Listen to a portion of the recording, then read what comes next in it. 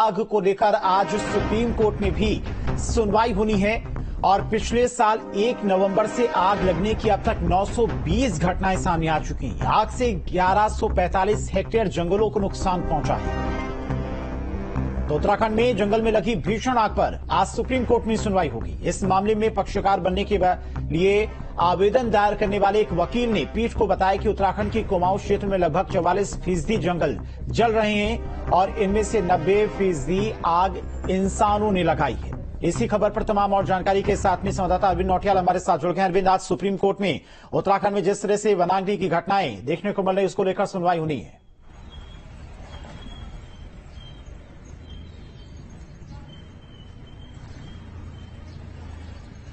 अरविंद, आप तक आवाज पहुंच पा रही है?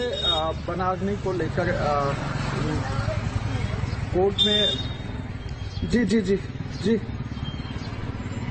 जिस तरह से आज कोर्ट में वनाग्नि को लेकर जो रिट दायर की गई है, उसको लेकर कहीं न कहीं जो आग को देखते हुए वन विभाग की जो लापरवाही है वो देखने को मिलती है और जिस कारण ये जो रिट दायर की गई। और जहां तक आप अभी समाचार पत्रों में भी आपने कल और परसों ये चर्चा का विषय बना रहा कि वन विभाग अपनी रिपोर्ट में ये लिख देता है कि जंगल तो जल रहे हैं लेकिन पेड़ कोई नहीं जला। तो कहीं न कहीं ये इसमें एक सबसे बड़ा सवाल उठता है कि वन विभाग अपनी ही रिपोर्ट में फंस गया। तो कहीं न कहीं जो वनों में जो आग लग रही है, इसके पीछे जो वन विभाग है वो लगातार ग्रामीणों को दोषी ठहरा रहा है और कह रहा है कि जो खेत में जो किसान है या गांव के जो लोग हैं वो आरा जला रहे हैं और उनकी वजह से ये आग लग रही है। इसको लेकर कई लोगों ने भी प्रतिक्रियाएं देनी शुरू की है। कई लोगों ने कहा कि ठीक है, एक जगह गांव के लोग आग लगा रहे हैं, लेकिन पूरे प्रदेश में जगह जगह जंगलों में जहां तक कि आदमी का आना जाना भी मुश्किल होता है, तो वहां आग आखिर में कौन लगा रहा है? तो वहां तो सिर्फ वन विभाग के ही लोगों की निगरानी में वहां तक वन विभाग के लोग आते जाते हैं। तो कहीं न कहीं वन विभाग की जो कार्यप्रणाली वो सवालों के घेरे में है, जिसको लेकर जो ये रिट दायर की गई है, क्योंकि वन विभाग खुद अपने सवालों के घेरे में फंस चुका है। क्योंकि जो रिपोर्ट ये सामने आई है कि जंगल तो जल गए लेकिन पेड़ नहीं जले, ये सबसे बड़ा यहाँ पे एक सवाल भी उठा है। तो कहीं ना कहीं कुल मिलाकर वन विभाग की ये लापरवाही देखने को मिलती है। लेकिन भले जिला प्रशासन की तरफ से जन जागरूकता अभियान चलाया जा रहा है, जगह जगह लोगों को जागरूक किया जा रहा है कि वनों में आग न लगाएं, और सभी जो एनजीओ हैं, सभी जो लोग हैं, ग्राम प्रहरी है, ग्राम पंचायत के जो लोग हैं, उनसे भी अपील की जा रही है कि आप अपने स्तर से जहां भी आसपास आग जलते हुए दिखाई देती है तो वहां पर आग बुझाने में मदद करें। जो इस मामले को लेकर अब जहां तक टिहरी जिले की मैं बात करूं, क्योंकि ये तैयारियां पूरे साल भर पहले हो जानी चाहिए। वन विभाग तभी जागता है जब फायर सीजन आता है। और मैं टिहरी जिले की मैं जहां तक बात करूं तो टिहरी जिले का इलाका ऋषिकेश से धरासू उत्तरकाशी सीमा से लगता है और ऋषिकेश से सीधे श्रीनगर तक लगता है।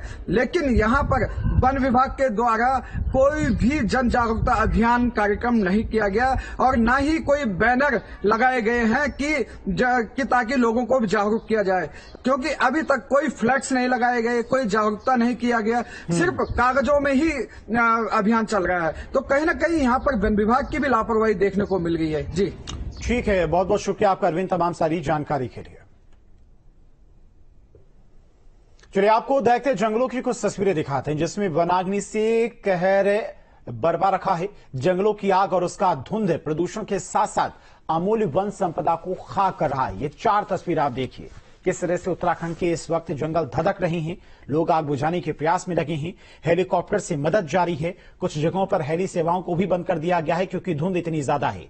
आग का कहर जारी है। लगातार लोगों को हो रही धुंध से परेशानियां बढ़ रही हैं, सांस लेने में तकलीफ हो रही है और लाखों की वन संपदा अब तक जलकर खाक हो चुकी है। ये 3 और तस्वीरें देखिए, टिहरी, कर्णप्रयाग, पौड़ी। तो तीनों ही जगहों पर इस वक्त जंगल धधक रहे हैं। वहीं पौड़ी जिले में वनाग्नि की घटनाएं अब आउट ऑफ कंट्रोल हो रही हैं। जिले में अब तक 150 से ज्यादा वनाग्नि की घटनाएं घट चुकी हैं, जिससे 100 हेक्टेयर से ज्यादा जंगल और लाखों रुपए की वन संपदा जलकर खाक हो चुकी है।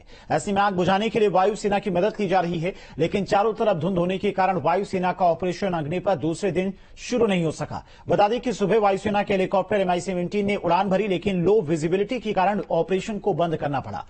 वहीं पर वायुसेना के सामने धुंध और बड़े बड़े बिजली के टावरों पर झूलते हुए तार भी समस्या बनकर उभर रही हैं। कि लार्ज फायर्स का जो नंबर DFO सब द्वारा बताया गया वो 5 लार्ज फायर अभी भी हैं। अडवाणी और पावो और कुछ पर्टिकुलर लोकेशन है, मांडाकाल भी उसमें शामिल है। और चूंकि कॉन्टिन्यूसली स्मॉग होने के कारण या बहुत ज्यादा धुआं होने के कारण हमारा इंडियन एयरफोर्स का जो चॉपर है अभी वेट कर रहा है स्टैंड बाय पोजीशन में, और जैसे ही क्लैरिटी मिलती है उसके बाद में हम